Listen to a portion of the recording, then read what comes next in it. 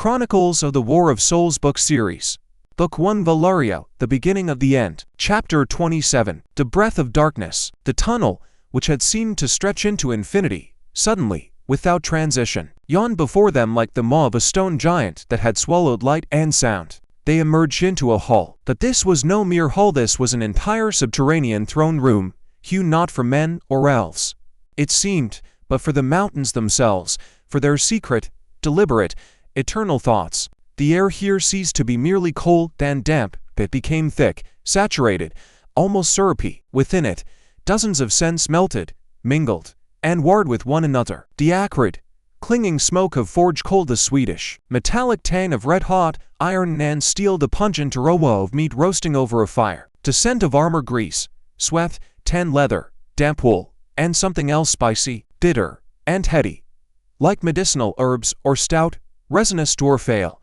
And the sounds, not the echo of lonely footsteps, but the dense, low, many-voiced hum of life itself, desperate and furious, clinging to its existence, the clash of steel on steel, the rapid, nervous, endless clatter of hundreds of hammers on anvil somewhere in the side galleries, sharp, abrupt, rasping commands, the rumble of low, basso voices arguing over provisions, the thickness of barricades, and the placement of artillery, and the light, not the tremulous, deceptive, dancing flame of torches, but the steady, furious, almost offensive glare of dozens of massive iron lamps bowls filled with fat, their long wicks smoking.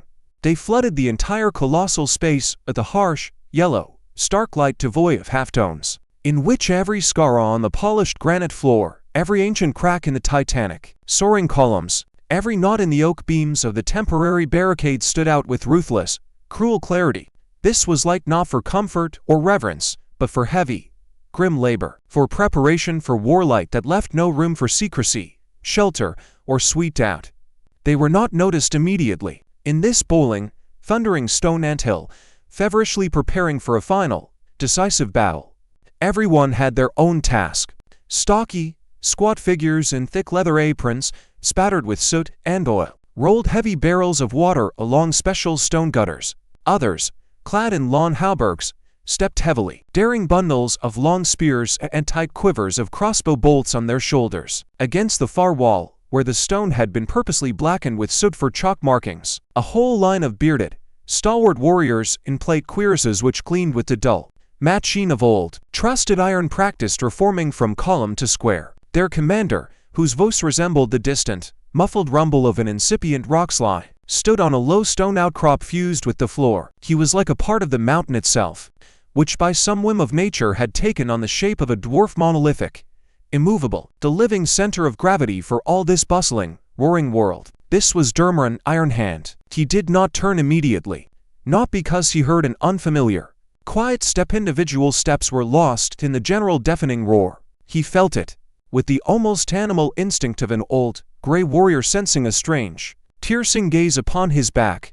His massive, unadorned helmet with its lowered visor hid his face, but the mere turn of that powerful head, set upon a thick neck, was filled with such concentrated, formidable might that it seemed a heavy, many-ton stone had shifted of its own accord in the darkness. His eyes, deep set in their sockets like black flints ready to strike fire, lingered for a long moment on the small, battered group of strangers who had entered his domain. He saw the deathly pallor unnatural even to the eternally youthful elves, the pallor of grievous blood loss and the bone-chilling mountain wind. He saw the dark, nearly black, brownish stains on the once shining silver elven armor and garment, stains of mingled clotted and fresh, still sticky and warm blood. He saw the fragile, makeshift stretcher cobbled from a simple cloak. He saw the all-consuming weariness etched into every line of their bodies, every sunken eye, and he saw that special, petrified, silent sorrow that belongs only to those who have left part of their own, the best part, on the battlefield, beneath foreign stones. And he understood everything, understood without a single question, a single word of explanation, as one understands the harsh, universal language of disaster, common to all who had ever held a weapon and lost comrades. As if by some invisible yet iron command, the general roar in the great hall began to subside. Not all at once, not completely. A dropped iron bucket clanged somewhere in the distance. Someone shouted something out of turn, but the dense, solid stream of sound swiftly thinned, receded, yielding to a growing, heavy silence. One by one, Like stalks of wheat under wind, the dwarves tore themselves from their urgent tasks, turning their stocky, sturdy heads. Dozens, then hundreds of eyes sharp, penetrating, accustomed to assessing the strength of steel, the depth of an or vein, and the value of a word stare, unblinking at the newcomers. In this sudden, ringing silence, the heavy, wheezing, ragged breath of Aylar sounded clearly, as in an empty cavern. Renale's quiet, almost whispered question, the dry scrape of Quendelar's staff catching on the uneven cobblestones. These sounds, so insignificant and lost a moment ago in the general din, now rang through the tense air like shattered glass on bare stone. Durin slowly, unhurriedly, with the dignity of a mountain boulder, descended from the stone outcrop. Each of his steps, heavy and measured, echoed under the low vaults with a dull, rhythmic beat, as if a giant forge hammer were striking the very anvil of the world, counting the blows of fate. He walked not as a ruler arrogantly receiving emissaries, nor as a host cordially welcoming guests. He walked as an old warrior meeting other warriors, returned from a distant, bloody raid, a raid from which, it was clear at a glance, not all had returned. The helmet still concealed his face like an iron mask, but the immense tension in his mighty, broad shoulders, his heavy, stone-depressing tread, and the hand clenched in an iron gauntlet spoke for themselves, more eloquently than any words. In this posture, in this movement, one read not idle curiosity or blind rage, but the full weight of a bad premonition, the weight of expecting terrible but inevitable news that must be heard and accepted, like a fateful blow. Lirael stopped, and it seemed all her accumulated weariness, all her bodily exhaustion, retreated before the final, most important duty, the duty to report, to answer to the one who had hoped for them. She did not lower her gaze, did not straighten with a showy, faint pride. She simply met the heavy, appraising look of the Dwarf King with her own, searching one. Her gaze was calm, weary to the utter limit, and incredibly ancient, as if she had lived not centuries, but millennia. There was neither defiance nor arrogance in it, but neither was there a humbled plea for leniency or pity. It was the gaze of an equal, a warrior and leader bearing tidings. Dumran, she said, and her voice, usually clear, pure, and firm, like the strike of a silver string, now sounded muted, hoarse from the mountain cold and the deathly tension in her throat. Yet each spoken word fell into the ensuing silence with distinct, weighty clarity, like a heavy stone into still water. We have come to you, as agreed beneath these ancient vaults, and we have brought more than empty words and fragile hopes. Our blades, they are already there, on the surface, digging in outside. And this, she made a slight, almost imperceptible gesture toward the motionless, white form on the stretcher, and for the first time in a long while, the familiar steel in her voice trembled, revealing beneath it the weary, living, unprotected flesh of elven pain. This is the price paid for our passage through your mountains. We need aid. She fell silent, letting the word settle, sink into the heavy, scent-laden air of the hall. Then, more quietly, but with the same inexorable clarity, she added, and her words were now addressed not only to Dumran himself, but to all the listening, stern dwarves, whose bearded faces grew still grimmer and more intent. We were attacked by harpies, a huge flock, black as a thundercloud. We fought them off, but we lost several of our new winged allies. Dumran stopped 2 paces from her, so close she could see every nick on his plate cuirass, every scratch on the polished steel.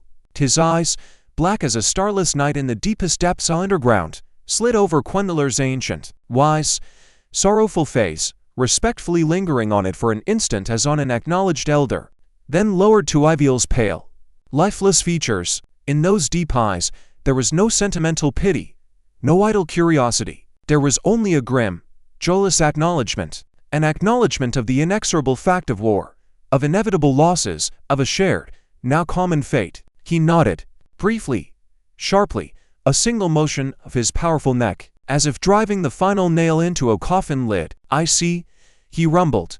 His voice erupted from beneath the iron visor of his helmet, a low, thick, subterranean bass devoid of any false warmth or sympathy, yet free of reproach or disappointment. It was a voice of simple statement, the voice of a being accustomed to dealing only with naked, unadorned reality, however bitter, cruel, and unjust it might be. You have arrived, the first to keep their word, while others remained silent, hiding behind the high walls of their cities. We waited, though time. He slowly, heavily swept his gaze across the entire vast, activity-seething hall. Time waits for no one now. It runs from us with each passing minute, like dry sand through splayed fingers. "Enter. Your wounded will be tended here, in the stone's depths." Duresti looked at Lyrael again, and something flickered in his gaze. "We will show that not all hearts in this stone heart have gone cold, and not all forges are silent." Dumran's nod, that simple, almost careless gesture was like a huge boulder dropped into quiet forest water.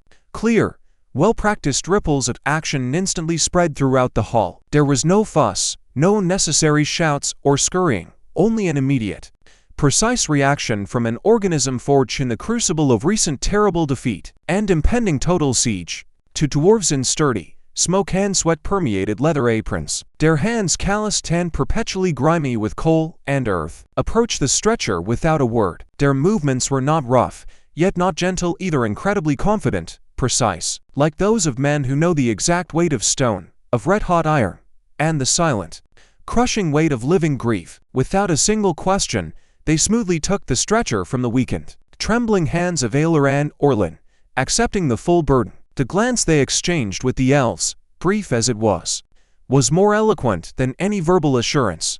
"Trust us, we know our business." Iviel, white and silent as mountain snow on a moonlit night, disappeared into the depths of the hall, borne away by the firm, measured steps of the dwarves toward one of the side tunnels, from which the familiar, ditterish scent of dried herbs and the sweetish smoke of medicinal decoctions already drifted. Rinale mechanically took a step forward, as if to follow her unwaveringly, but Lyrael, silent and motionless until now, quietly, but firmly laid her cold hand on her shoulder, a restrained, almost imperceptible gesture, yet full of strange, brotherly understanding. "Their task now, ours is here, before an ally." Dumran now turned to Quendalar himself, slowly, with palpable effort, as if the heavy iron mask were not just armor but part of his own stone face. He removed his helmet. The face revealed was as if carved from dark, unyielding granite of age-old sorrow and unbreakable iron will. Deep wrinkles around his eyes and tightly compressed mouth were like cracks in old, weathered stone, and his thick, gray, braided beard sparkled in the yellow lamplight with tiny, diamond dust beads of sweat. But his eyes, freed from the helmet's shadow, were alive, burning, deep black, like holes in the ashes of a long cold fire, retaining a hidden, terrible heat. "Dumran, son of Thormund, of the Ironhand clan," he spoke, and his voice, now devoid of the metallic echo and the helmet's muffling, sounded deeper, older, wearier. Each word carried not only the weight of his own iron crown, but the pressure of 1,000 others, that had weighed upon his ancestors' shoulders, upon the entire history of his clan, carved into these very stones. Quendalar slowly inclined his grey head, not a low bow of a subject, but a respectful, dignified nod of an old sage meeting an equal in spirit and duty, though of different, alien blood. "Quendalar, last keeper of the light and living memory of Lendern," he replied, and his voice, quiet, even, and calm, seemed to carry the soft rustle of forest leaves and the pure, distant chime of subterranean springs unknown beneath these heavy, joyless vaults. "We are grateful for your shelter and promised aid. Alas, for till long our peoples have walked separate, untouching paths. It is well that at the last crossroads, where all the world's darkness converges, they have finally met face to face." And at that very moment, after these words, the air in the great hall perceptibly changed. It did not grow thicker or colder, it seemed to slow its flow, to congeal. The sounds of work continuing somewhere on the periphery, already subdued by the general attention to the guests, died away completely, yielding to a new, oppressive, almost physical sensation. It was not fear of uninvited rivals, but an odd, deep tremor mixed with ancient, primal respect, the kind inspired only by the mountain itself, suddenly and impossibly shifting from its place. From deep shadow behind a massive, rune-inscribed column, at the foot of which stood a stone throne, emerged Braid. He did not walk in the usual sense he manifested, smoothly rising from the very stone of the floor, as if his legs were an extension of the bedrock. His colossal, overwhelming figure,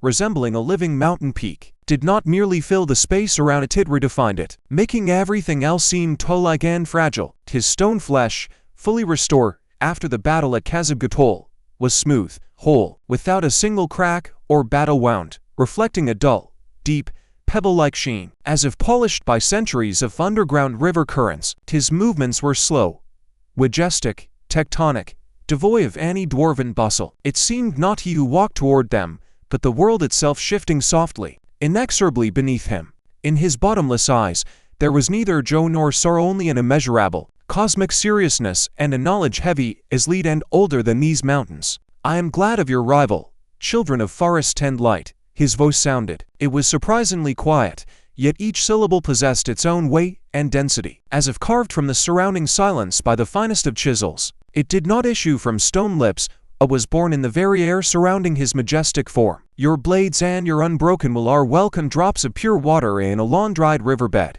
as are all our modest forces here. But know and remember this, the army that now moves from the east is not merely great.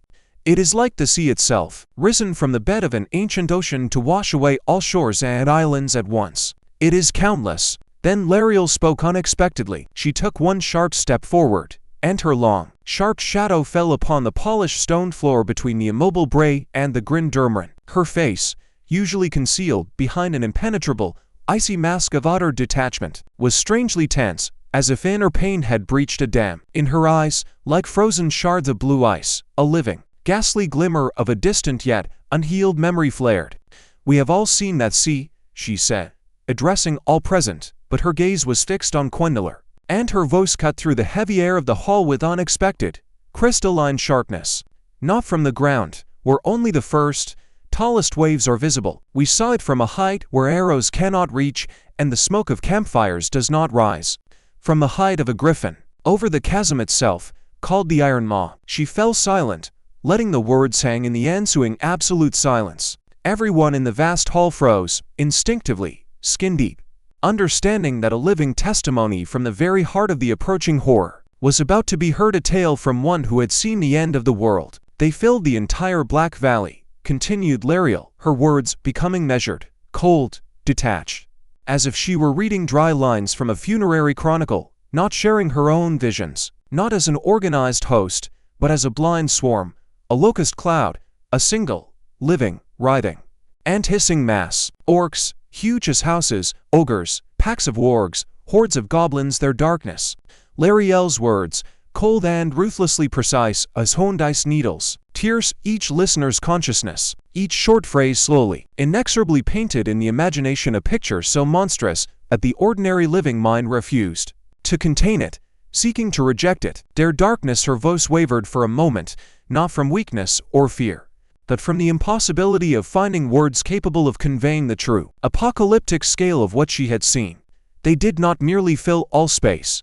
They became that valley, its new topography. The bastion of the Iron Maw is no longer a fortress standing among enemies. It is a black, lonely island in a seething sea, a sea of flesh, rusty metal, and pure, blind hatred. They flow through gorges and ravines like streams of thick, black lava. They seethe on the mountain slopes like maggots in a giant, sun-rotting wound. They are not hundreds, not even thousands. They are hundreds of thousands, wave after wave, tier upon tier, without end or edge. This is not an army. This is perdition itself, death itself, given flesh, steel fangs, and a single will. This is the end of everything that breeds, grows, and still remembers the sun. She fell silent, words exhausted, and the silence that reigned in the great hall afterward was 1,000 times heavier, denser than any roar of forges or rumble of voices. Even Braid, that motionless, eternal mountain, seemed to sink deeper into his ancient, unfathomable, stone thoughts. Dumran did not stir, did not change his posture, but the veins on his hands, clenched into iron fists, swelled and turned blue like taut ropes. Quendaler quietly closed his eyes, as if trying to shield himself from this soul-chilling vision, but it already burned in fiery letters within everyone who had heard. And it was into this sepulchral, oppressive silence that the accumulated physical weight finally crashed down, like a last, desperate toll of a bell. The long, exhausting trek through the mountains, the fierce, bloody harpy attack, the icy winds of high passes, the loss of allies, and the tension of the final push, all had been held at bay by sheer steel, will and adrenaline. Now that the terrible tidings had been delivered, now that the death grip could be slackened for a moment, the last strength finally, utterly left their battered bodies. Orlin staggered as if cut down. Ilar silently leaned against a rough column, his face ashen, dark circles beneath his eyes. Even the seemingly unbreakable Lariel grew paler still, and a deep, livid shadow settled under her sunken eyes. Rinale, who had held on only by a fragile, gossamer thin hope for Iviel's salvation, suddenly realized with horror that her legs would no longer obey her, were buckling, and a ringing weakness filled her ears. Dumran saw this sudden frailty before any of his retinue could speak or act. His heavy, all-seeing gaze swept over the swaying figures of the elves, and deep within his coal-black eyes, something flickered, remotely resembling a weary, but profound, understanding. He knew this look, this collapse after long strain, knew it from himself and from thousands of his warriors. "The talk is done for today," he proclaimed loudly, imperiously, and his voice, rough, sharp, and brooking no argument, hammered a sense of harsh reality and iron order back into the great hall. "You have said all you could. We have heard every word. Now rest. Vim, Dora, to the guests. Take them to the chambers in the eastern galleries. Healers immediately to the wounded and to all others with even a scratch. Give them hot stew, clean water, and complete peace. No one is to disturb them until they stand on their own feet." Movement around the elves was swift, precise, and flawless, like the workings of a well-oiled mechanism. Appearing were not only stern dwarf warriors, but also several stout dwarf women with concerned yet kind faces, in simple but clean woolen clothes embroidered with geometric patterns, without unnecessary words, with firm, almost maternal yet unsentimental care. They gently but decisively surrounded the elves, taking some by the arm, and insistently, but without haste began guiding them into the depths of one of the dark side galleries, its vaults lost in gloom. Quendeler, befitting a guest of his rank and age, was respectfully led to one of the best rooms, adjoining Dumran's own quarters. The last thing the departing, staggering elves saw, turning back, was the immobile, majestic figure of Braid, still standing like a living monument before the storm approaching from the east. And Dumran himself, already barking new, abrupt orders to his commanders. His voice once again boomed under the vaults like subterranean thunder, returning the entire giant citadel to its feverish, inexorable rhythm of preparation for war. The sleep that fell upon them like a stone slab was heavy, bleak, and restless as the mountains mass above their heads. It was full of living, frightening echoes of the recent battle, the slap of harpies' leathery wings, their piercing, shrieking cries, the sickening crunch of breaking bones, and the sticky, warm, revolting wetness of foreign and their own blood. But gradually, as the deep, accumulated warmth from the coarse yet incredibly warm woolen blankets and the gulps of bitter, but effective medicinal draughts did their quiet work, the sleep grew deeper, darker, calmer, dreamless, plunging them into blessed, dead emptiness of utter oblivion. They were awakened not by alarm cries, the sound of a war horn, or the rumble of approaching doom, but by quiet, restrained voices and cautious yet firm steps beyond the massive stone door. The light, weakly penetrating through narrow slits in the carefully fitted stone slab serving as a window, was dim, diffuse, and cold, the light of a new day barely reaching the mountain's depths. The door creaked on heavy, wrought iron hinges. On the threshold stood friends, or rather, those fate had joined them with in the fire of the previous battle, whose faces were now more welcome than any sunbeam. First to enter, or rather, roll in on a multitude of steel limbs, was the angular mechanical sentinel, the spider of polished steel and dark brass. Behind it, shrouded in his usual aura of silent weariness and sharp, unceasing watchfulness, appeared Daryl. His half-elven eyes, the color of old, tarnished copper oxidized from too much sorrow and loss, slowly surveyed the chamber, instantly assessing each person's condition, reading the history of their recent suffering on their faces. "Heard you got mauled in the mountains," he said without any preamble or greeting, his voice low, even, and emotionless.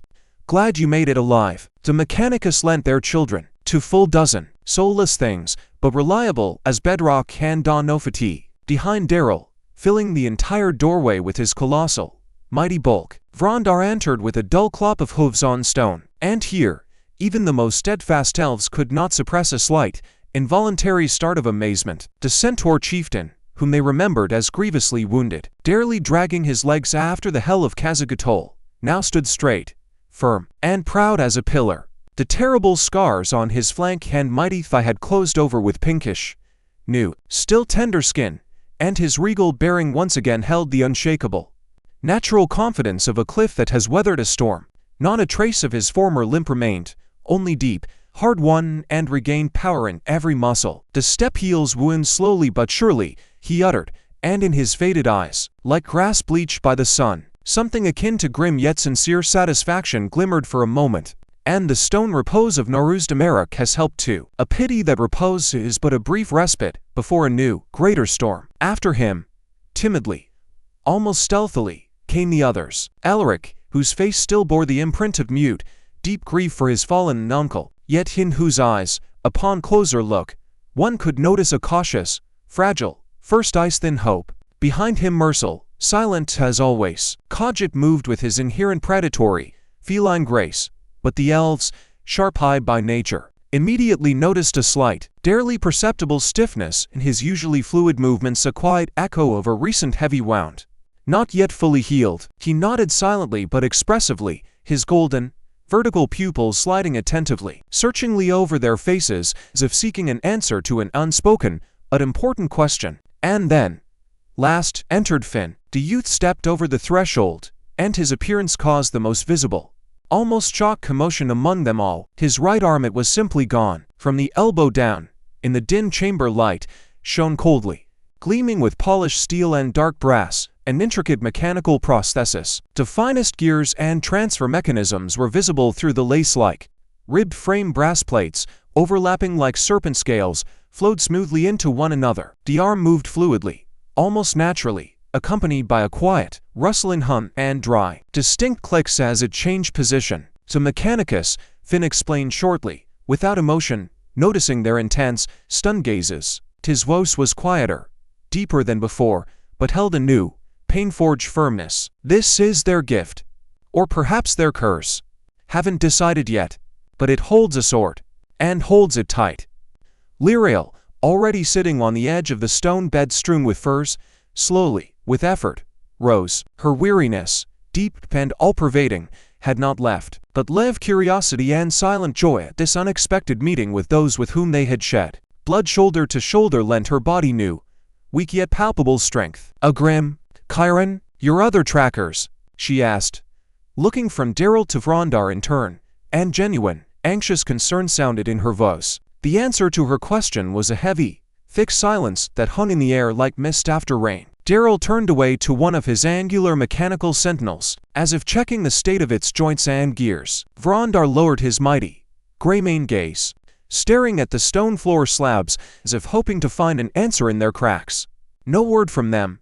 The centaur chief nodded hoarsely, suppressively, and his voice, usually full of confidence, sounded muted and weary. Chiron went to the native steppes as a messenger, to gather the scattered herds and bring them here. He should have returned or sent at least one rider. Silence. Complete silence. A Grim went with a small, trusted group to Almerian, carrying proof and words. Also nothing. Only silence. This new, unexpected burden of uncertainty settled on the shoulders of all gathered.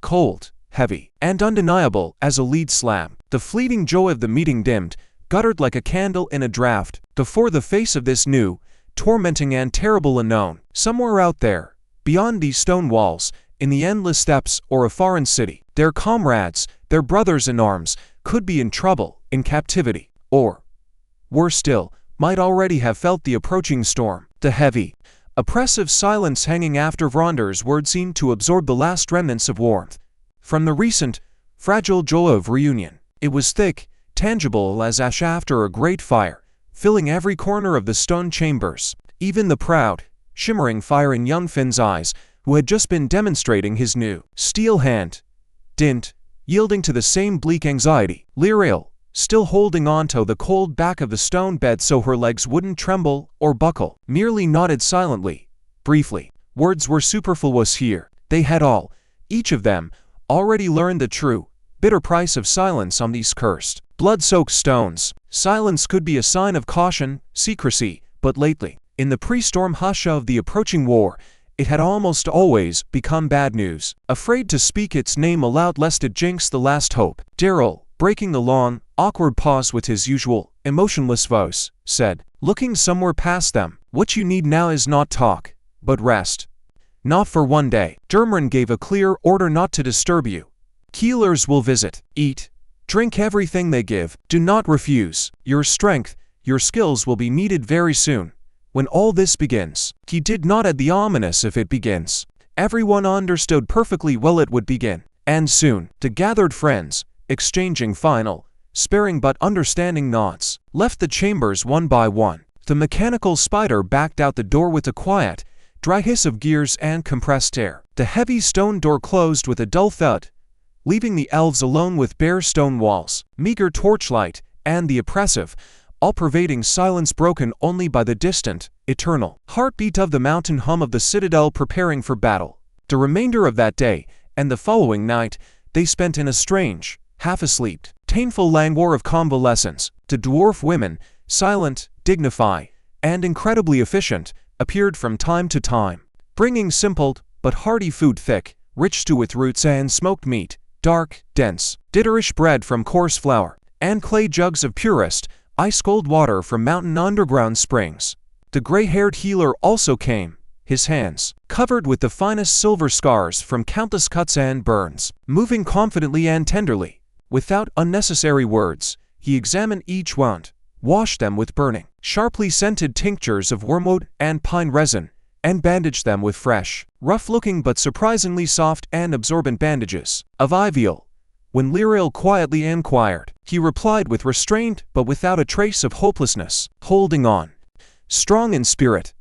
Now it's a matter of time, and her own will to live. They slept fitfully, restlessly, plunging into black pits of complete oblivion, then waking in cold sweat at every door creak, distant shout, or simply from the heavy sense of anxiety deep within. The stone around them was not dead, it breathed, lived its own alien, incomprehensible subterranean life. Its pulsation felt even through sleep. Only Quendeler, whose wounds were more of the soul linked to the loss of home and anxiety for his people than of the body, could not sit still for long. The ancient, unquenchable curiosity of a scholar and sage, the thirst to understand the workings of any world, even one carved by an alien, incomprehensible race in the heart of a mountain, drew him outside the chambers, politely asking one of the young but serious dwarf guards to escort him. He ventured into the labyrinth of corridors. His guide turned out to be the nephew of one of the clan elders. The young dwarf, grim beyond his years, with a battle-hardened gaze but intelligent, lively, curious eyes, proved surprisingly patient and attentive. He spoke little, merely leading the old elf through the endless, tangled maze of Nar-Uzdum-Arak. And Quendeler immersed himself in its roaring, fiery heart with a mingled sense of odd horror and genuine admiration. They walked first along the endless forge halls. There were no walls here in the usual, elven sense. These were giant, titanic caverns hollowed from rock, where the air itself trembled and vibrated with unbearable heat and hummed a low, monotone roar like a giant, superheated bell. Dozens, if not hundreds, of forges blazed with infernal white-yellow flame, fed not by simple charcoal, but by something hotter, longer-lasting, and deeper, perhaps the legendary coal from the earth's very depths, of which songs were sung. Dwarves, resembling ancient demons in this light and smoke in their thick leather aprons, handled huge crucibles where steel melted to the color of blinding sun. Hammers, heavy as blows of fate, rose and fell with a rhythm that made stone dust tremble underfoot, striking showers of sparks from the glowing blanks that flew like fireworks to the darkest vaults. The smell was unbearable, clinging acrid smoke, scorching metal, dwarf sweat, and oil. This was not a craftsman's workshop. This was the forge of war itself, where not just weapons, but the very iron will to resist was being hammered. Then their path led through endless armories. These were long suites of spacious, well-ventilated rooms where, instead of elegant columns, stood rough, sturdy wooden racks groaning with ready weapons.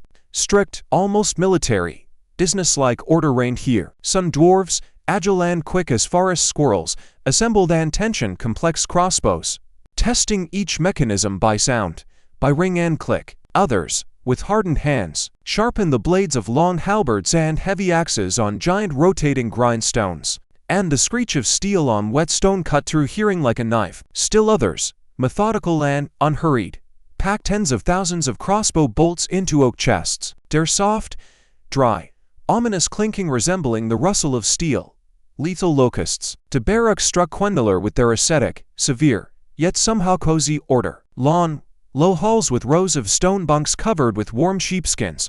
Everything was scrubbed, swept, functional, and devoid of any excessive decoration save for clan runes carved on the support pillars. It smelled of leather, wood, hearth smoke, and again, omnipresent oil and metal. Young dwarves, not yet knowing the smell of death and real combat, but already with weapons in hand. Practice simple yet deadly drills in the hall center under the watchful eye of a gray, scar-riddled dwarf. Their young faces were tensely focused, movements already honed, but in their eyes, beneath the showy grimness, one could still read youthful uncertainty and fear of the unknown. The dwarf guide hardly commented on what was shown, only occasionally throwing short, pithy phrases, tune-like words carved in stone. Here, the Ironhand clan forges spess steel.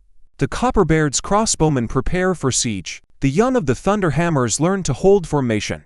But in his taciturn silence, in his straight posture and firm gaze, one read unmistakable, deep pride. Pride for this astonishing, self-sufficient, underground world. For the citadel built by centuries of stubborn labor, against all the darkness now advancing from the east. Quendeler watched, listened, breathed a strange, thick, smoke and sweat-scented air. He saw not just a fortress, not just a defensive structure. He saw an entire, self-sufficient civilization, forever locked in a stone prison yet unbroken, unconquered by the gloom.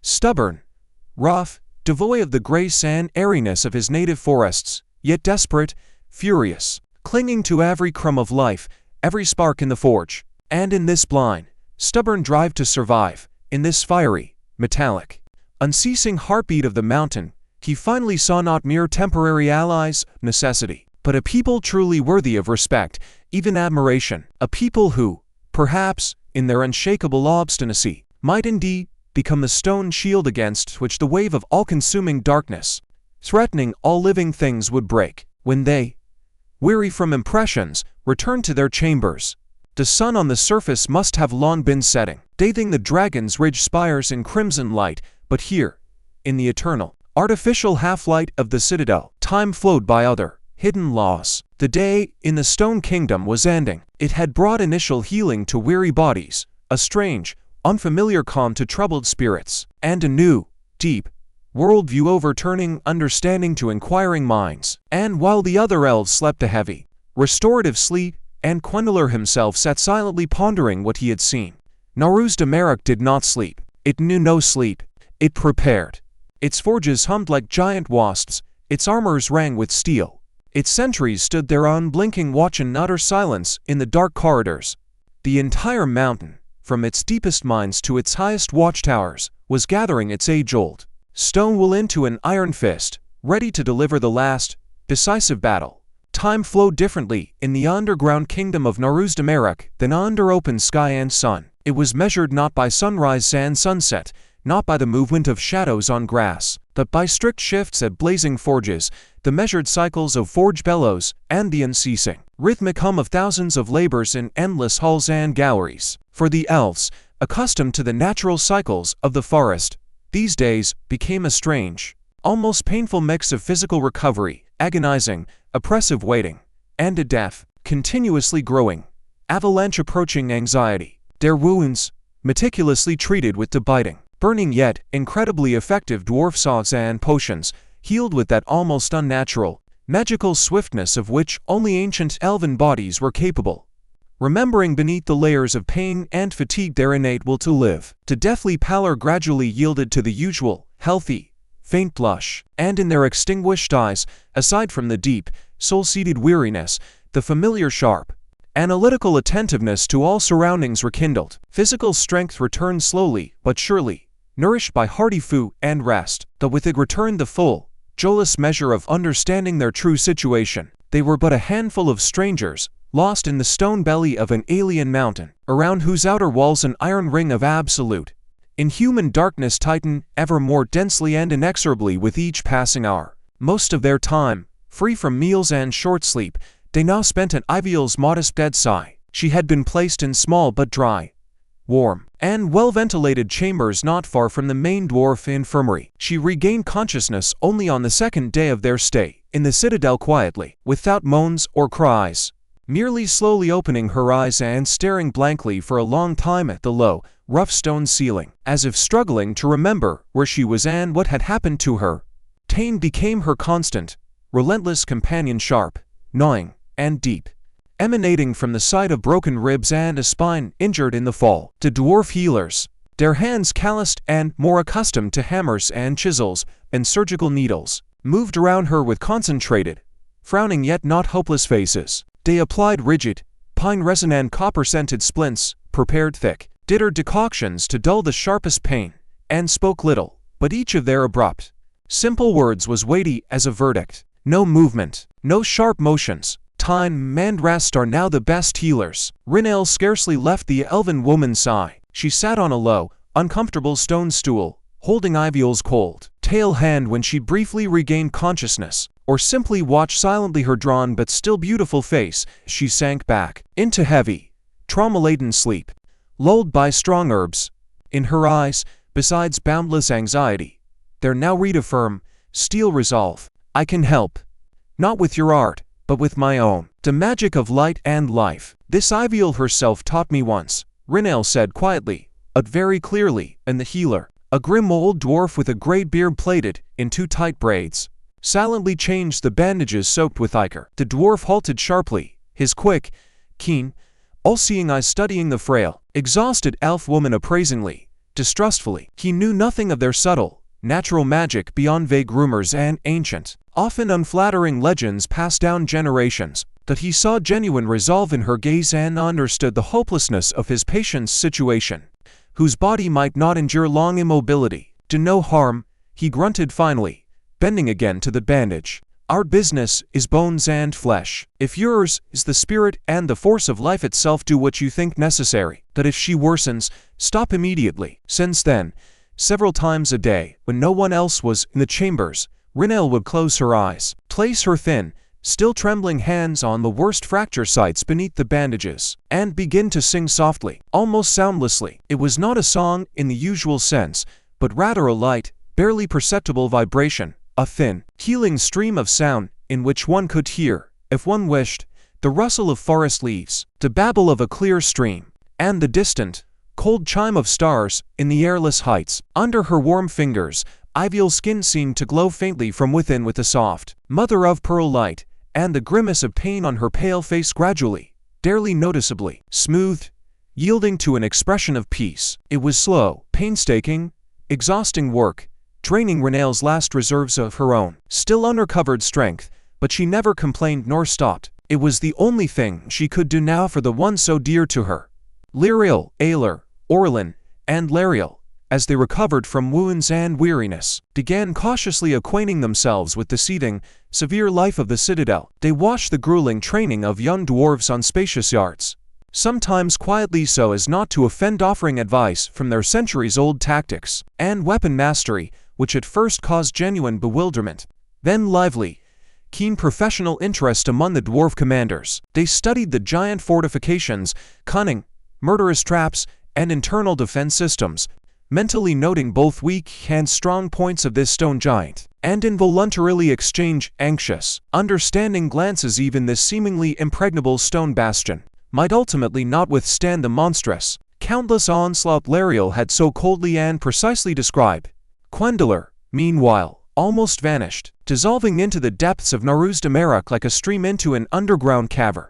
His unquenchable, lively interest in the alien, severe dwarf culture, their way of thought and being, did not wane but only grew. In the same silent but attentive escort of the dwarf, he descended into the lowest, stifling, dark, or galleries where, in eternal gloom, under the threat of cave-ins, they mine or ran that same hot, long-burning coal from the earth's bowels, visited the vast, cool storehouses groaning with sacks of grain and barrels of cured meat, calculated for long years of the cruelest siege, sat long by smoldering hearths, conversing with clan elders, and in these unhurried, pause-filled conversations, the ancient, refined wisdom of the elf and the stubborn, unsubtle minds of the dwarves found unexpected, profound points of contact, opening whole worlds previously unknown to each other. Thus, in this tense yet awkwardly measured, well-oiled rhythm, several long, subterranean days passed. A sense of temporary, deceptive lull, of illusory peace, began slowly settling on their souls, lulling vigilance. And then, suddenly and without warning, everything turned upside down. It happened on one such seemingly unremarkable moment, when the elves, as usual in the evenings, gathered in Iviel's modest chamber. Rinel had just finished another exhausting healing session, her face pale as linen from spent strength but glowing with quiet, almost childlike satisfaction. Iviel, for the first time since their arrival, had fallen asleep on her own, without the aid of bitter decoctions, her breathing even, deep, and calm. Suddenly, in the stone corridor beyond the door, came a quick, heavy, stumbling footfall, utterly unlike the usual, unhurried, firm tread of dwarves. The door swung open without a knock, sharply, with a dull thud against the stone jamb. On the threshold, breathing heavily, stood a dwarf from Dumran's personal guard. His armor, usually gleaming, was coated with fresh, gray surface dust, and in his wide-open, frightened eyes burned wild alarm mixed with feverish readiness. High King Dumran Ironhand orders all allies capable of bearing arms to report immediately to the council hall. News from the eastern borders and movement is spotted on the surface, he blurted out, catching his breath, addressing all present in a voice hoarse from running. Instant, blood-freezing silence fell in the room, as if all sound had died at once. Everyone, from Lyriel to the last squire, understood the crushing significance of those simple, terrible words. The lull was over. The waiting was over. What they all feared and prepared for had begun. Lyriel was the first to recover, shaking off the stupor like a heavy cloak from her shoulders. She cast a swift, appraising glance at Iviel, peacefully asleep, at the exhausted Rinale, then at her frozen comrades. In her eyes, which a moment ago had reflected the peace and weariness of this room, flashed and ignited that same cold, razor-sharp fire of a warrior sensing the approach of real, mortal combat. Lyriel, stay with them. Here, she ordered quietly, almost in a whisper, but in a tone that brooked no argument or contradiction. To rest with me.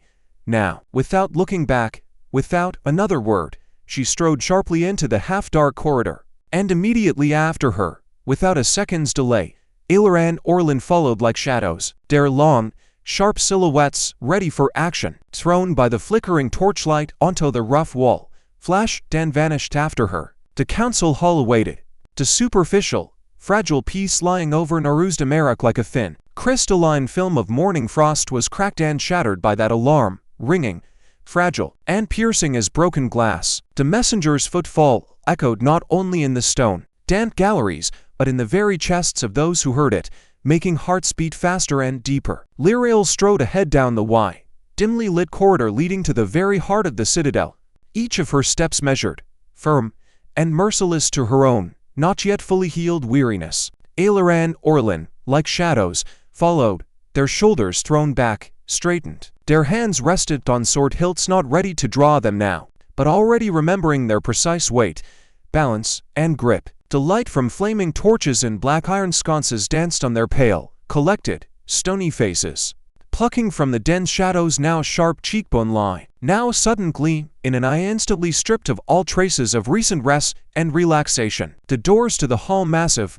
oak, a palm's thickness, bound with iron black as night, etched with runic spells of strength and impregnability, stood wide open, as if the citadel itself had opened its maw. From within poured a continuous stream of sound, not chaotic shouting, but a low, concentrated, heavy buzzing, in which an experienced ear could distinguish individual voices, rough and heavy as boulders tumbling in a mountain river. The air here, beyond the threshold, was utterly different, cool, dry, filled with the complex scent of old, polished by thousands of feet stone, wax, tanned leather, parchment, and something else, sharp and metallic, the scent of absolute power and decisions which depended not individual fates, but the lives of entire peoples. Inside, the hall astonished not by its size. After the titanic forge halls it seemed almost chamber-like, cramped but by its severe, utterly unadorned solemnity. The polished to a mirror-sheen granite floor led to a low yet monumental dais, where a simple, roughly hewn stone throne stood, and before it a massive, time-blackened table of dark oak, all scarred with notches, scratches, and dark stains from centuries of heavy use. At this table already sat and stood the select few in whose hands now pulsed, like red-hot steel, the fate of the entire citadel and all who sheltered within. Dumran Ironhand sat upon his throne, unmoving, unshifting, like the throne itself, as if carved from the mountain's very heart.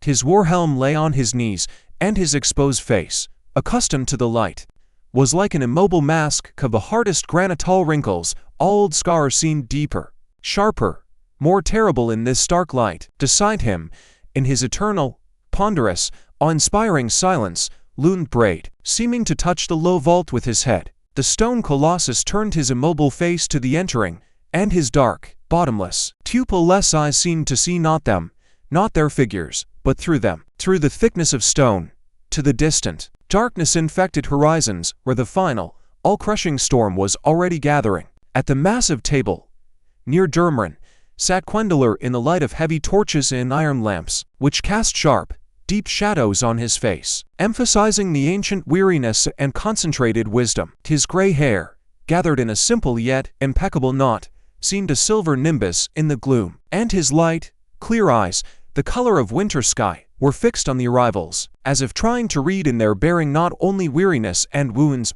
but the strength of spirit that remained. He did not stir, showed no impatience, but in his still posture one read tension, readiness to accept the weight of new tidings, however bitter its content. His presence at the council table was not mere formality, it was silent testimony that even in this stone heart of the dwarven realm, the voice of ancient elven wisdom held weight, and his word, when the time came, would be heard. Also gathered around the table, whispering, were other key figures. Thorben Copperbeard, his famous russet beard bound with copper rings, a living, smoldering fiery spot in the general gloom, grim, silent as their own statues. Elders of the Thunderhammers and Rune Wardens clans Vrondar, his powerful, equine stature and proud, unbowed posture standing out even among the stocky, squat dwarven figures. Daryl, standing slightly apart in the shadow of a massive column, watching everything with his usual chilling detachment, as if from the outside.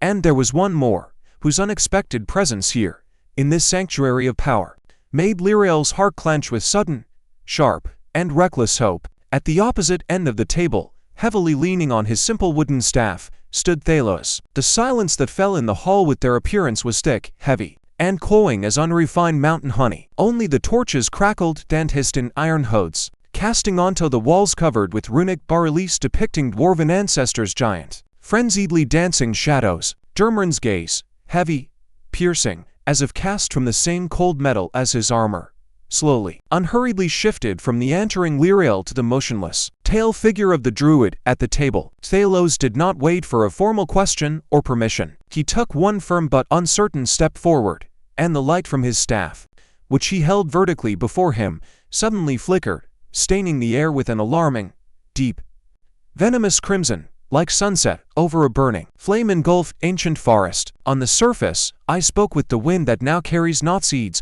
but ash from scorched fields. He began, and his voice, usually quiet, like the rustle of dry autumn leaves. May everyone involuntarily freeze, listen, inhaled sharply, and I listened to the earth groaning and cracking under the unbearable weight of alien, cruel steps. All I saw in the trembling thoughts of the trees found its terrible, literal confirmation in the keen eyes that see from on high. He tilted his staff slightly, almost imperceptibly. The crystal atop its oak length flared again, but this time the light was not bright, not blinding, not pure. It was a strange, flickering, uneven, sickly radiance, like the reflection of a diseased moon on the bumpy, dirty surface of a distant, melting glacier. From this clot of light, trembling, elusive, translucent shadows began slowly, hesitantly, to coalesce and drift in the air. One of the griffins brought this news on its wings, Thalos continued.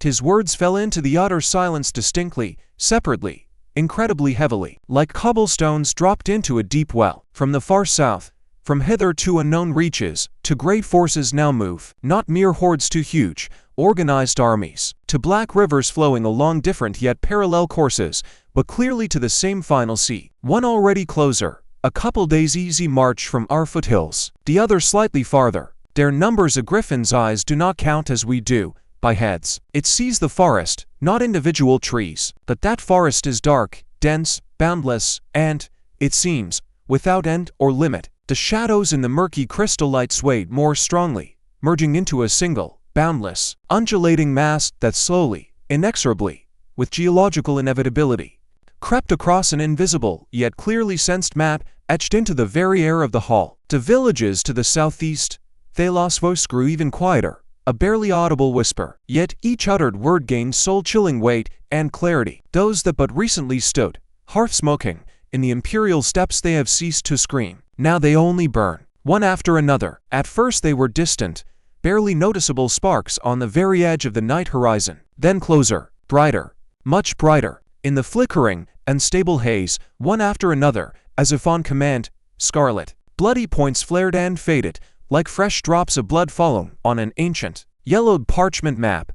Each such flash left behind in the air a smoldering, smoky, bitter trace that slowly dispersed. And among them is one fire. The druid made a long, drawn-out pause, and the air, in the hall congealed, grew thick as resin. Even Braid's heavy, measured breathing, usually like stone grinding on stone, seemed to still, to freeze. One fire, the largest, the fiercest. It burns right now, southeast of us, beyond a ridge of hills. It is not a village. It is something greater, a settlement, perhaps a fortress or even a whole city of men who live too close to the foothills. It blazes like a giant torch thrown into the black maw of night. And the smoke from that fire. Thalos closed his eyes for a moment, as if inhaling an invisible yet acrid, foul smell wafting across space and time. It does not smell simply of wood or straw. It smells of scorched iron, caustic poison, and something else. Deep, all-pervading sorrow. The light in the crystal died suddenly, like a severed thread. The sudden, absolute darkness, pierced only by the uneven, dancing torchlight, seemed after that vision even thicker, denser, more hostile. A bitter, wormwood-like aftertaste of burnt herbs and ash hung in the still air, strange, alien, and out of place beneath these ancient stone vaults. They are coming here, Thalos finished, slowly opening his eyes.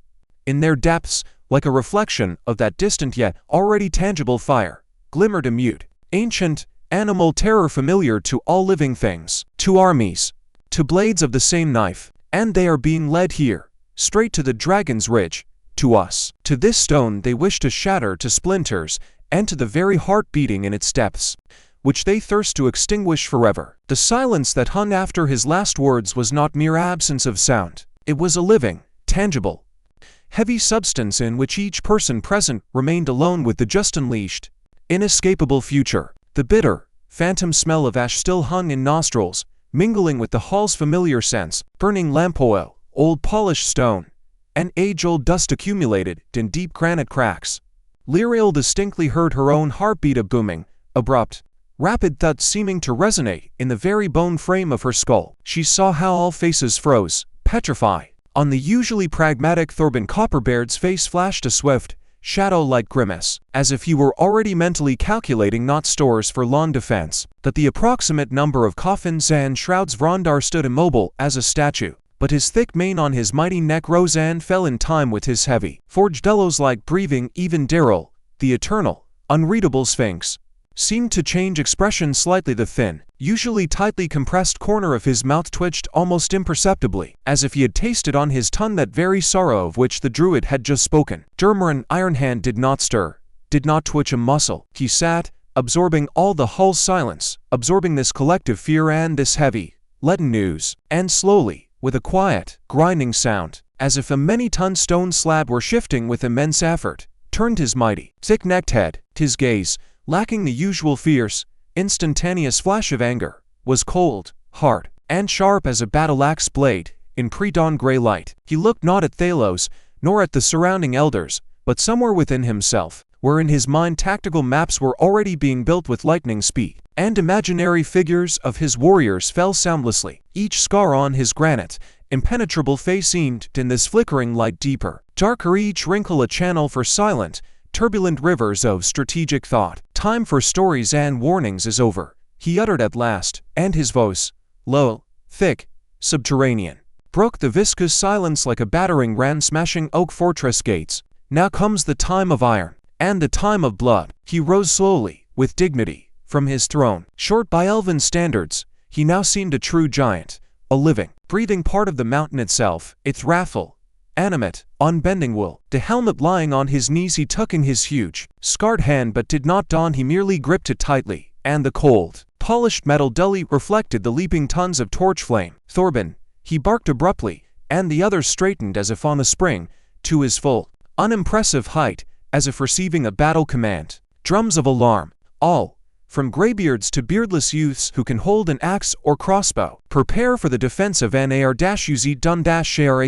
They, he uttered the word with such icy conviction that no room for doubt remained, will not enter here, will not set foot in these halls. Thorben nodded, short and sharp as an axe blow, already mentally boring a hole through the heavy door beyond which the feverish turmoil of orders, shouts, and running must immediately begin. Summon all your warriors here. Dumran directed his heavy, relentless gaze straight at Lyrael, and it was now not a question but an order. Let them gather here, in the hall. Their place now is with us behind these walls. But before the elf woman could move to execute the command, a new, unfamiliar voice sounded in the still air. Braid spoke. The sound emerged from his chest low, rasping, like the grating of unsettled stones in a throat. Yet the words took a form familiar and understandable to all frozen in the hall. It was a voice, the voice of a weary, wounded warrior whose flesh had become stone, and wisdom immobile and heavy as a granite layer, accumulating cold over ages. You are right, Dumran Ironhand, spoke Braid, and each word fell into the sepulchral silence with the weight of a decision pondered for centuries, like a stone slab lowering onto a crypt lid. The time for stories is past. But this history is not written in chronicles. It is being written now. And my brother, he paused, and his fingers, more like stalagmites than living flesh, involuntarily clenched, emitting a quiet, dry grinding, as if to slabs of fine sandstone rubbed together. My brother, whom you call the Iron Shaman, is its author. He has not come to take the Citadel by storm. He has come to bury it. He turned his massive head, and his dark, bottomless eyes, devoid of shy, surveyed the hall, as if feeling each roughly hewn stone in the wall, each crack in the vault, each jagged edge on the oak beams black with centuries of soot. His gaze slid slowly, methodically, noting the patterns on shields hung along the walls, lingering on the frozen faces of warriors. And it seemed he saw not their faces, but the skulls beneath the skin, soon to be exposed forever. You think these walls impregnable? That the mountains will shield you? For him, mountains are but clay in a furnace, pliant and soft. He will not waste hordes on your gates. He will clench his fist, and the vaults that have held 1,000 years will tremble like living flesh in fever. The ceiling of this hall will become our coffin lid. The air will become dust, caustic and thick, filling lungs not with breath but with ashes. And we all who gather here hoping for salvation will become a mute monument to our own caution. A crypt, Dumran, the greatest crypt he will build for his enemies with their own hands. It grew so quiet in the hall one could hear a torch crackling on the farthest wall, wax dripping onto the stone floor, one's own blood pounding in temples. Lyrael felt a cold stripe of goosebumps, sharp and distinct, run down her back under her thin skin. She imagined it not as an image, but as an impending sensation. Not the roar of battle at the gates, not the clash of steel, but a sudden, all-crushing rumble from the very depths, splitting the world at its seams, and then eternal, crushing silence under tons of stone. Where darkness would be so complete the very concept of time would vanish. He cannot be waited out, continued Braid, and in his voice, that grating of stone on stone, sounded that same ancient, desperate resolve that moves a river carving its way through cliffs. He cannot be locked out. He can only be met, destroyed, before he consumes all that breathes, remembers, loves, before he reforges the very memory of the world, its green forests and blue rivers.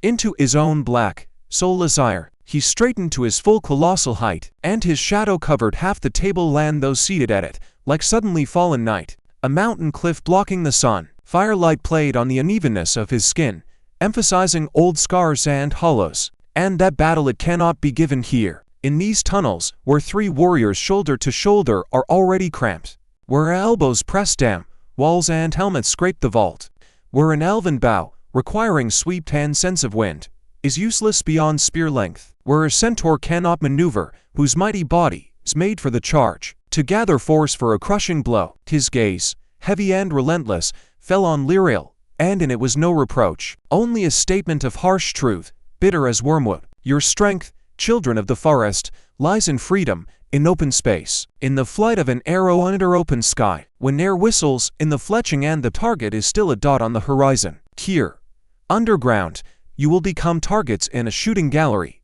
with nowhere to retreat, nowhere to hide. And as for our new winged allies, Braid slowly, with a grating sound, shook his head. Hippogriffs and griffins, their element is the sky, wind and feathers, sun on their backs, to lure them under stone, into these crushing walls where they cannot take wing, where every turn is a stone trap for a wing, is to cut off our own hand before battle, to lose our eyes in the sky, to surrender the clouds and all beneath them to my brother. No, such a battle we will lose before it begins. We will bury ourselves." Dumran listened, unmoving, like an effigy of the same granite as his hull's walls. His face under the helmet, with its jutting, powerful jaw and deep-set eyes, was inscrutable, but veins on his mighty, steel-clad neck swelled and moved like ropes under strain, betraying inner tension. When Braid fell silent, he slowly, as if each movement required overcoming invisible weight, lowered his gaze to his calloused, scarred, old grime-covered palms resting on his axe haft. He looked at these hands, which had done so much, held pick, forge hammer, battle axe, and now they had to decide a people's fate. "You speak wisely, Stoneheart," he said at last, and in his thick, subterranean voice one heard internal struggle, the clash of duty and fear. "But you speak as a spirit who sees the roots of mountains and remembers the birth of rivers. And I am a dwarf. I look at what is. We have no ready camp at the ridge's foot, no supplies stockpiled on the plain, no walls but mountain ones, no ramparts or ditches in open space. My warriors are strong in defense, behind stone, in a narrow passage where one dwarf, shield braced and halberd leveled, stands as 10, to lead them into open field under clouds of arrows that will blot the sun, under the feet of huge beasts, under blows from which there is no dodging in tight formation, where honor is to stand shoulder to shoulder." He raised his head, and in his eyes, small and sharp as drill bits, flashed the familiar, fierce fire, but now it burned with anxiety, a reflection of the nightmare he saw clearly. "That is not battle. That is slaughter. The shaman's hordes will crush our ranks like a mountain stream sweeps away splinters.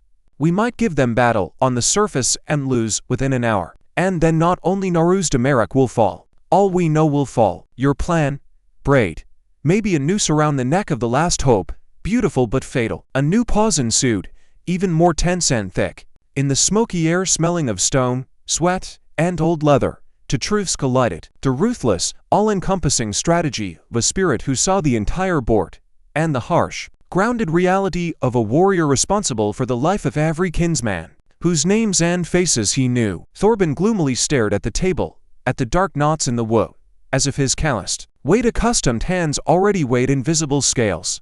The chance of slow, suffocating death in siege versus swift, bloody rout on the plain. Vrondar shifted heavily, and the scrape of his hooves on stone, sharp and dry, sounded in the silence like an impatient demand for action, a challenge to this crushing indecision. The silence after Dumran's words was like a bowstring drawn to its limit. In it one heard tension, booming and dangerous, ready to snap with a hiss of splitting fibers and the whistle of death. Braid did not stir, but the very atmosphere around him seemed to thicken, grow viscous and heavy as air in a deep cave before a cave-in, when dust already begins to sift slowly from the ceiling. "You think of walls, Dumran," his low, rasping voice sounded, as if coming from underground. "While he thinks of roots, he will not storm your gates, beat his head against your armor. He will drain the springs that feed your wells, turn clean veins into cracked clay, fill your grain pits with dust and rust that sickens the stomach, whisper to the most ancient stones on which your throne hall stands that it is time to collapse and rest. A siege from within, when walls become the enemy and air becomes poison, is more terrible than any siege from without. Are you ready, Ironhand, to drink warm blood instead of water, to breathe dust mingled with the bones of your ancestors?" He took a step forward, not quick but inexorable, and the stone floor under his inhuman weight trembled slightly, making torch flames shudder and cast dancing, anxious shadows onto walls. On the surface there is space. Space for maneuver, for tactics, for retreat if needed, for the elven bow, which can at last sing its deadly song, for the wings of our allies, who will see the enemy from above and fall upon him like heaven's wrath. Yes, we will be in plain sight, as on a palm, but so will they, for our crossbows, for our weapons, for our wrath, which needs room to erupt. And underground wrath suffocates in tightness, turning into quiet, soul-gnawing despair. Despair is my brother's best ally. It softens stone. It extinguishes fire in the heart. It opens doors for him without a single blow. Space is good for one who knows how to use it, came the sharp, chopped voice of Daryl, sounding from the shadow where he stood leaning against the rough surface of a granite column, adorned with time-tarnished runes.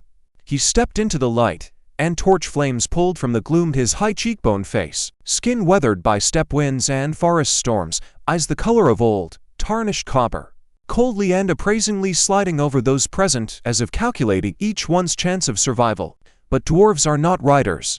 Their formation is a living wall where each shield is locked with its neighbor, and spears and halberds bristle forward like steel porcupine quills. A wall needs a firm back to brace against. What back does a shield wall have in the middle of a steppe, where underfoot is only dusty grass and dry earth? The first charge of heavy cavalry or those beasts of the shaman, running with the roar of madmen, and the formation will shatter like a clay jug under a ram. To stand firm, you need your back to a cliff, a bluff that cannot be flanked, or to a fortress wall taller than a man. We have neither on the plain. We offer them a perfect field for slaughter, flat as a table, where they can deploy all their strength. Cavalry, roared Vrondar, and his voice, low and thick, born in a broad chest, made the air under the vaults tremble and the thin flame tongues waver. My warriors are cavalry, and our steeds' hooves, shod in steel plate, know how to shatter the tightest formation, how to drive wedges into the densest throng. But for the charge, for the true blow that knocks the breath from bodies and breaks bones,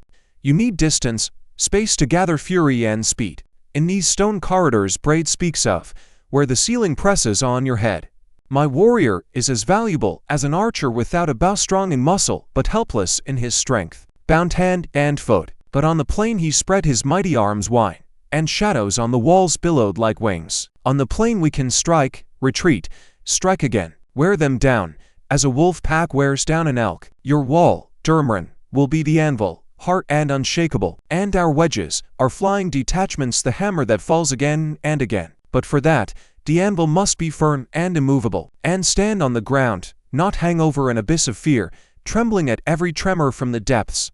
And where is your cavalry? Darrell retorted, his voice tinged with the familiar, caustic bitterness of one too often deceived in expectations. He crossed his arms on his chest, and his hard, distrustful gaze bored into the centaur. All who could are already here.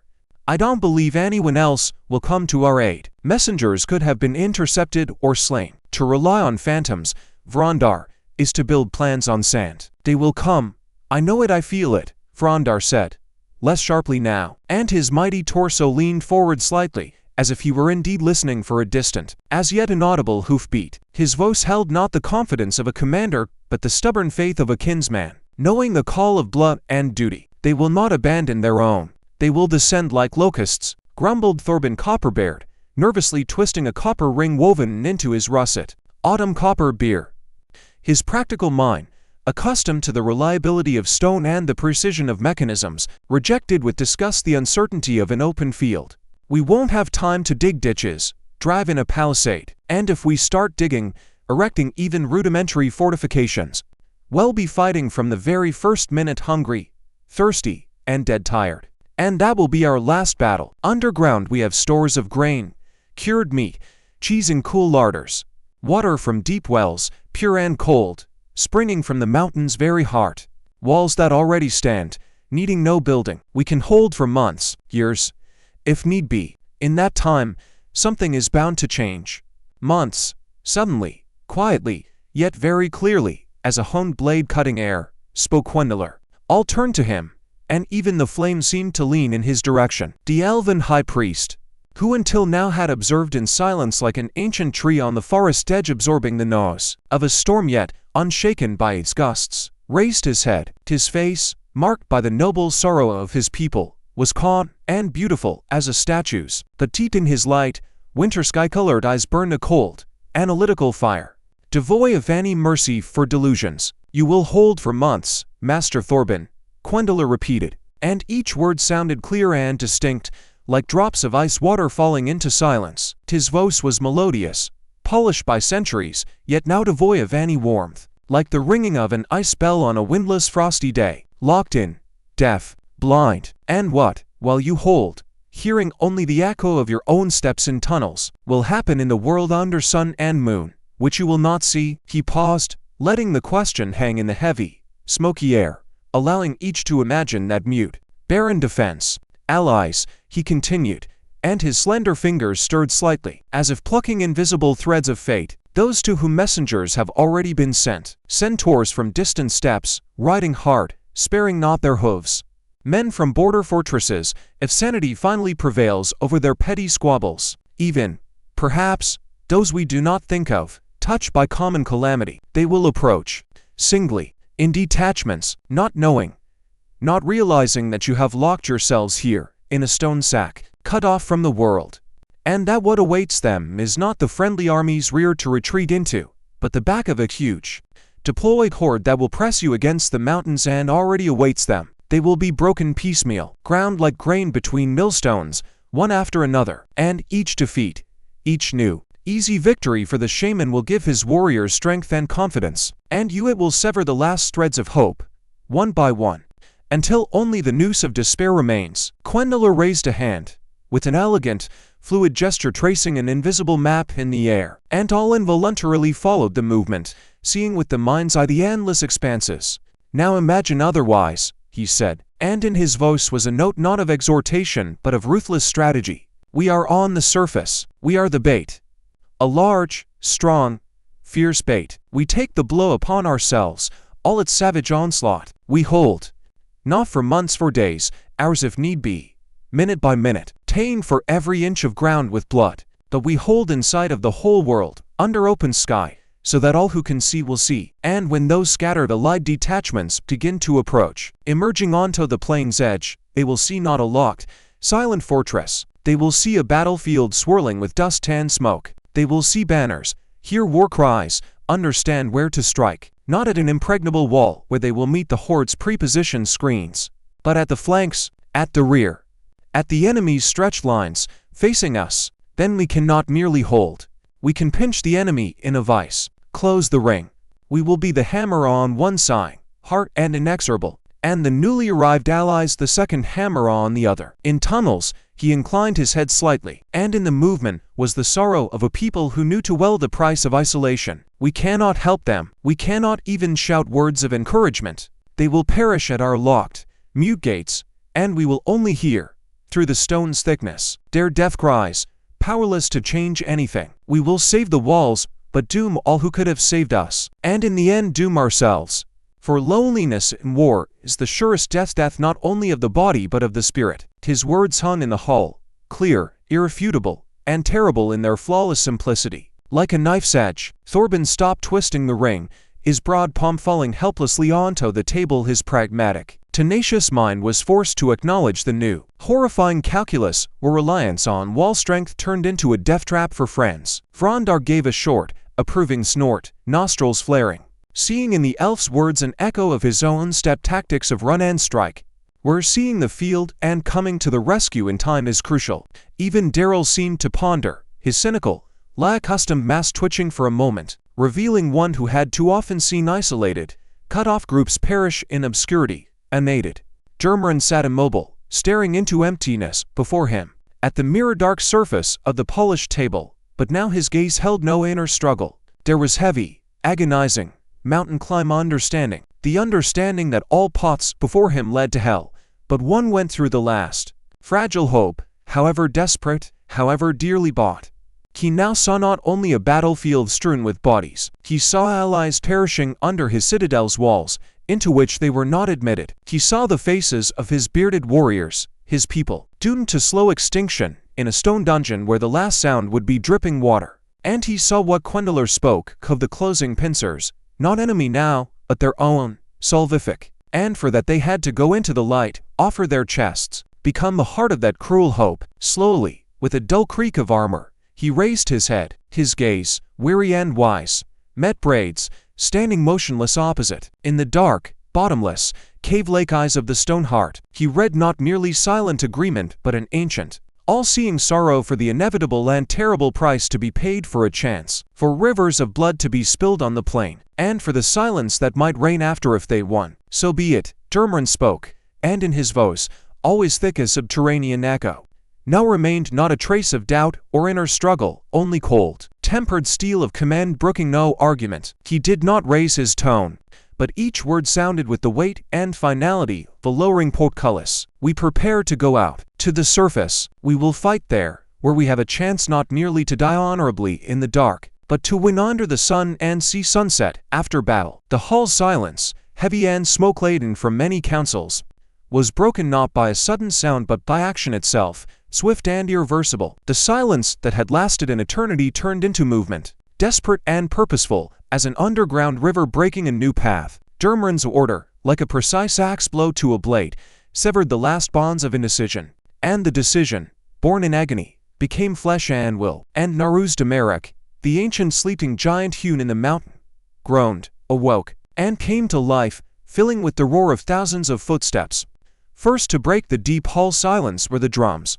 Not an alarmed, frantic beat, but an even, measured, inexorable thumping, the pulse of a beast preparing for a last leap, awakened from long slumber. The sound, muffled and mighty, went deep into the mountain, transmitting from the throne hall to armories, from armories to living galleries, from galleries to the farthest outposts by underground springs, until the entire mass of the Dragon's Ridge, its granite veins and basalt layers, hummed with a low, ominous drone felt more in the bones than heard.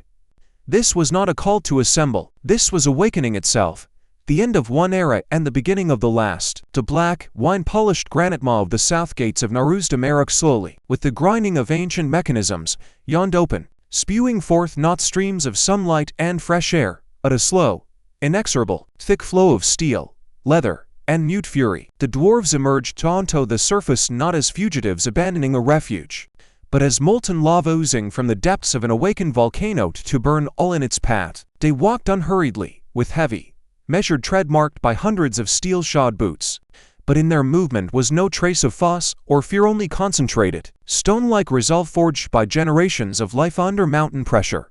Armor rang with a dull, unbright clang, mail rustled like dry leaves, but it was the rustle of an iron forest.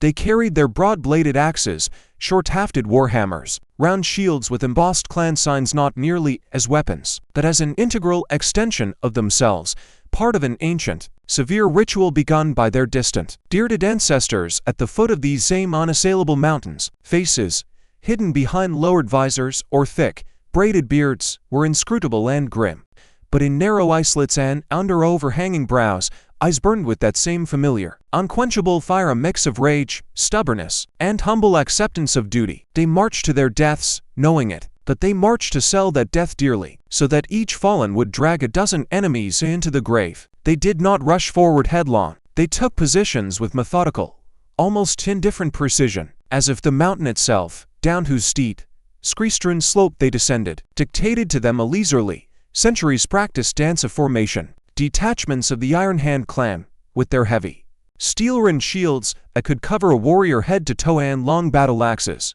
formed the center of the future formation, an immobile, grim bluff, a granite breast against which the first, most furious wave of assault must break and choke. To their right and left, like sharp, jutting rock ribs, arrayed the Thunderhammers and Rune Warden's clans, the former, mighty and squat, with their crushing two-handed mauls, prepared to be the anvil against which any armor would shatter the latter. In lighter armor covered with mysterious, faintly glowing script, a living, magical, and lethal storm whose power lay not only in muscle. All this occurred in near total, oppressive silence, broken only by the commander's abrupt, hoarse commands, the creak of tightening leather straps, and the dull, rhythmic tap of weapon hafts on shield rims, a sound that made hearts clench. The air on the surface, previously still, transparent, and cold, now hummed like a disturbed hive with the sound of 1,000 restrained voices, the clang of metal on metal, the creak of wagons, and sharp, barked shouts. The sun, risen high above the jagged,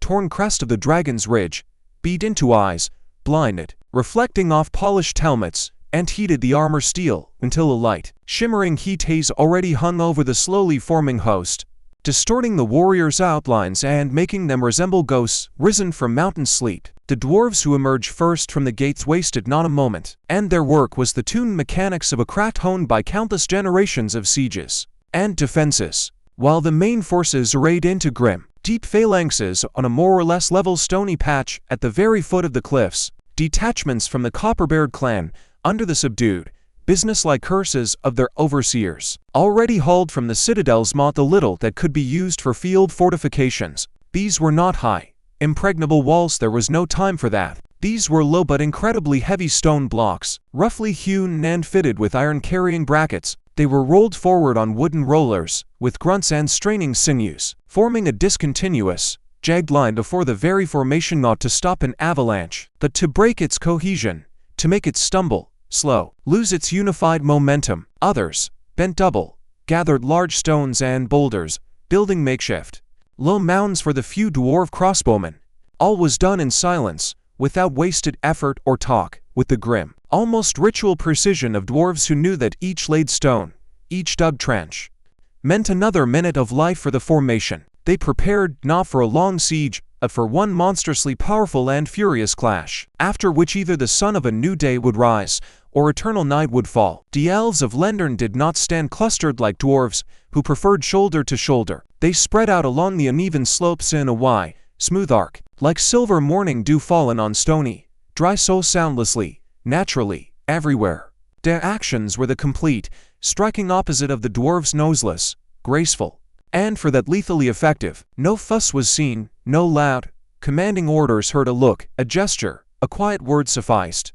Light infantry, armed with long, flexible bows the color of wood seasoned by sun and rain, occupied every somewhat suitable ledge, every natural elevated niche. They checked bowstrings, ran fingers over them, laid out quivers of fletched arrows before them, surveying the broad valley spreading before them with detached, concentrated indifference. There, in the distance, beyond the heat haze, they would soon appear the first dust clouds on the horizon. Their light, scale armor scarcely jingled, and cloaks the color of autumn oak leaf, pine needle, and early twilight merged them with the background of stone, sparse withered grass, and shadows. Slightly ahead of the archers, shielding them, took position detachments with long, slender spears and elegant yet razor-honed elven blades. The last line, cold and sharp, should the enemy break through the arrow storm. Highest of all, on the very spurs of cliffs and unassailable rocky ledges, where the wind hummed free and clear, frozen, hammered into stone, sat the griffins. They did not fidget, shift from foot to foot. They made no sound, no roar, no cry. These majestic, proud predators, whose coats shone bronze, dark copper, and ochre in the sun, sat like ancient stone effigies carved by nature itself, gazing upon the still empty valley with commanding, unblinking, yellow eyes. Only rarely would one of the winged creatures, obeying some inner impulse, slowly, smoothly turn its eagle head, tracking movement in the allied camp below. They were the living spear tip, the shock force that must fall from the skies or cover from aerial attack. Their patience was icy, absolute, and for that frightening the patience of beings for whom time flows differently, and death is but part of the great hunt. Behind the elven lines, on a more level and open spot at the hill's foot, milled the hippogriffs.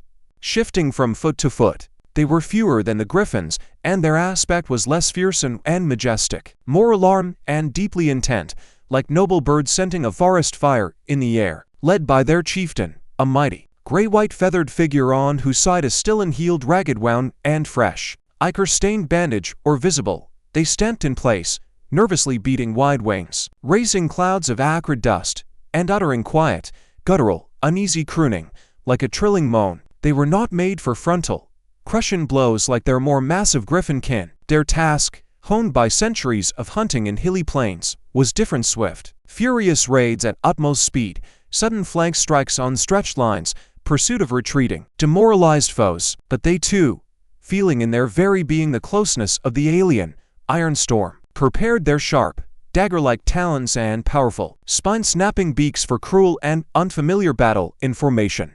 On the spacious, gravel-strewn stone terrace at the very foot of Nar-Uzdum-Arak, there was no single formation. Here gathered those who did not fit into the clear, geometric squares of dwarf phalanxes or the flawless, calculated arcs of elven archers. Their ranks were uneven, their armament motley and haphazard, but the wool frozen on their faces was no less firm and unshakable than that of the steel-clad dwarves.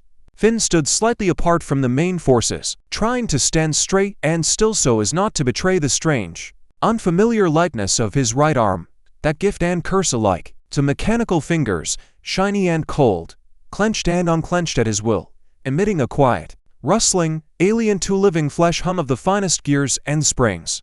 This movement was still more mental effort than natural reflex, and from the strain his head ached. Beside him, pale as linen though with jaws clenched white with tension, stood Elric and Torian, pressed shoulder to shoulder, their weapons dirty rag-bound hilts of old, Notched daggers scavenged from Citadel armories seemed pitiful, and helpless toes against the sun-glinting dwarf steel and polished elven armor. They were not warriors, had no training, knew no formation. They were the living, breathing embodiment of what had already burned to ashes.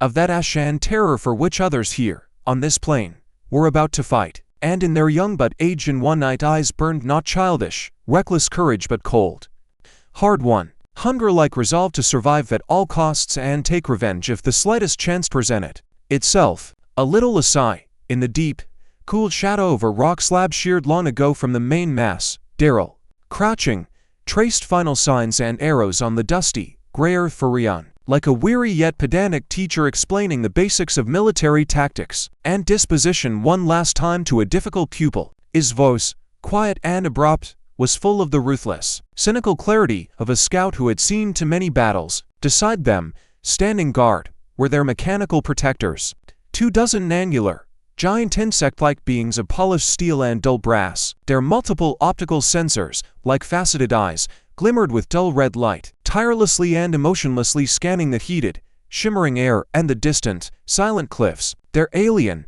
soulless readiness for precise, methodical destruction inspired a vague, uneasy chill even in the bravest.